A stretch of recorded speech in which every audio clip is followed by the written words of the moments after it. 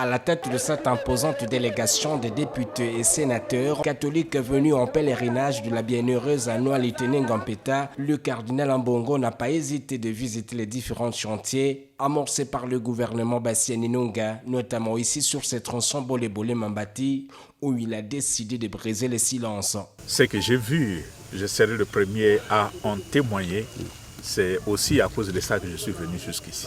Ce genre d'initiative, j'ai vu dans très peu de provinces. Voir qu'il est convaincu, qu'il est déterminé à aller de l'avant, je ne peux que l'encourager et demander au peuple de Dieu de le soutenir par leur prière. Bien avant, l'archevêque de Kinshasa fait escale, notamment ici au port de Bolé-Bolé sur la rivière Nepoko, pour bénir ses habitants venus l'accueillir, tout comme ici à Gombe en chefferie Wadimbissa, où est érigée cette superstructure métallique pour abriter la paroisse catholique de la contrée. Ce dimanche matin, le prélat s'emploie à célébrer sa dernière messe de la série, ici en la cathédrale Sainte-Thérèse de l'Enfant Jésus, pour saluer l'implication des uns et des autres à la réussite de ce pèlerinage, qui reste une première depuis les martyrs d'annualité en 64.